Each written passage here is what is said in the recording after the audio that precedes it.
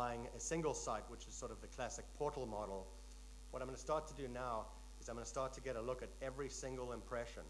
And with real-time bidding mechanisms and the use of data in real time, I can evaluate who's on the other end of that impression using multiple data sources. I can decide what that impression is worth to me at that particular point in that particular user's context. And I can serve an ad dynamically, right? And so the idea here is you get a much, much more precise access to an audience, which is going to maximize performance, and it's going to minimize your waste.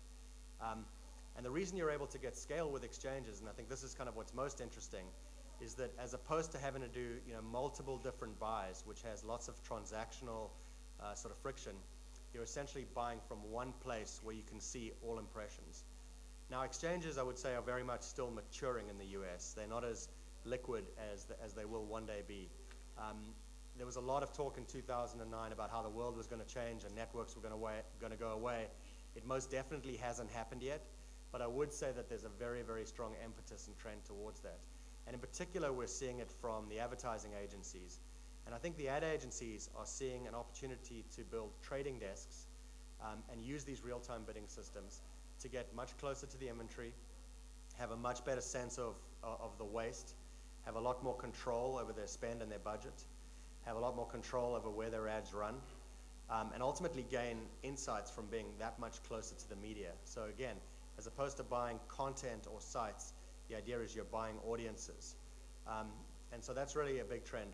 The publishers, of course, would benefit from this because if they can sell their impressions on the basis of data and audience rather than just content, we think that's ultimately going to be a good thing for them.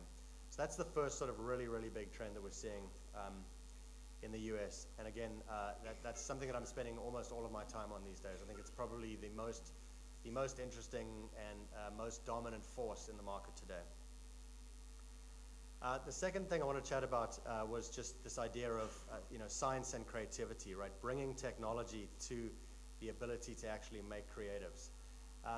Really great creative has always been about much more than just ROI, right? It's about emotional connections. It's about building awareness. It's about building brands. And I think TV has really dominated this space since the dawn of time.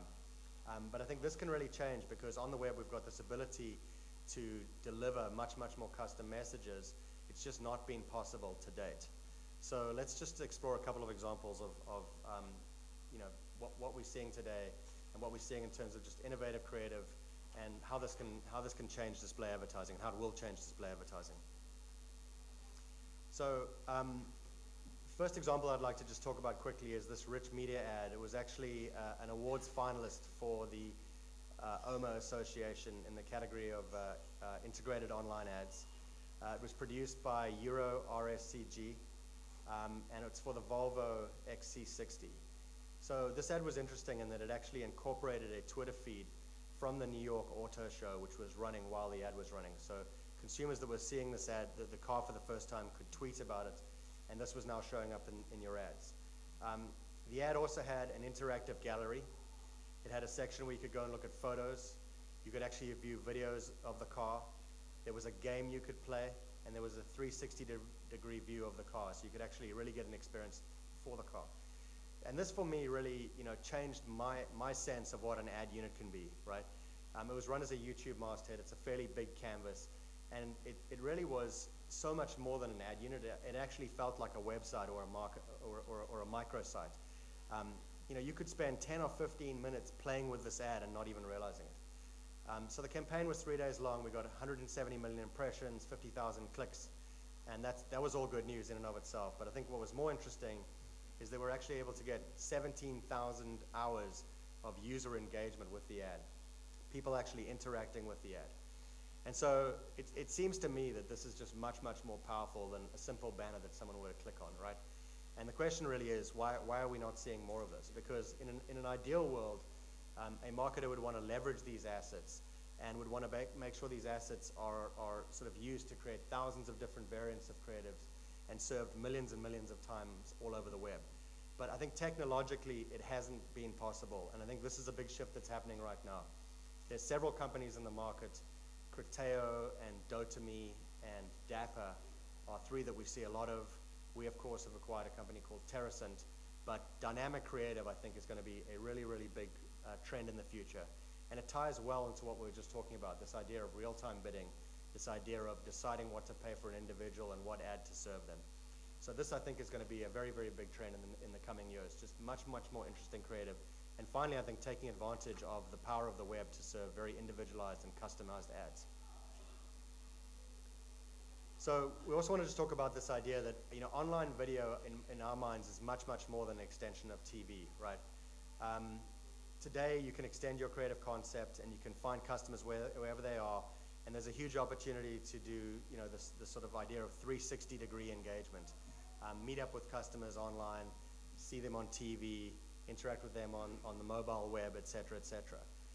If we just take video as an example, 86% of US online audience viewed a video at least once in the last month. Every single minute, we're uploading about 20 minutes of video content to YouTube today. So that's about 20,000 full-length HD movies every single day. And I think to take advantage of this, there's more work to be done than simply taking your TV ad and putting it into a stream of online content. I think really the creative has to fit the environment. And in this area, we're starting to see some pretty interesting experimentation as well.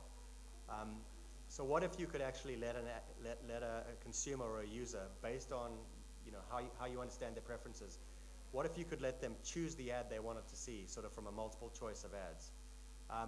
So a study in the US recently found that if you do this, and I think it was conducted by Reviví, which is a division of Publicis, they actually found that if you let a user choose their ad, they were 5 times more likely to remember that ad. Makes perfect sense, doesn't it? But I think this is just a great example of using a different approach to the online medium. Understanding the environment that online is going to give us much more efficacy. And I think we're just really at the beginnings of understanding and playing with different models. And we'll see a lot of evolution here over the next couple of years. So changing ad formats, changing how users can interact with them can have a really big impact, I think. We heard from AdMob a few minutes ago, and I just want to touch on this really briefly, but I think mobile is another area where, of course, we're seeing huge opportunities. I mean, consumers are going there. You'll notice in any break here today that everybody is staring at their phone constantly. If you're ever on a bus, everybody is staring at your phone. If you walk through the mall, everybody's staring at their phone. It's just a huge, huge, huge consumer engagement point. And there's the obvious opportunity of just taking your online display creative and leveraging that out into this platform and reaching an audience that you might not otherwise have reached, or reaching them in a different context. But again, here we think you can do much, much more than that. In the last year, Dockers, which is a big clothing brand, actually released an ad that was shakeable, right? So the ad unit ran, and you could take your phone and shake it. And by shaking your phone, you could actually control the movements of these characters that were dancing in the ad. So similar to the Volvo example, they actually created an ad that was a game, right? That we think delivers much more engagement. And in that case, they saw an average user engagement of 42 seconds with this ad, which is pretty astounding if you think about the typical engagement with an online ad. And there's a lot more coming. We were playing around with some examples and just brainstorming recently, and we thought of this idea where if you were using an application like Google Goggles on your phone, which is sort of augmented reality, and you were walking around a city and saw a billboard through your Google Goggles, those phones now have technology that would allow you to recognize that that billboard is actually a Nike billboard. It might actually allow the system to serve an ad to you, which has supplemental information to the billboard. It might be able to play a cool video of these Nike sneakers that you're looking at on the billboard.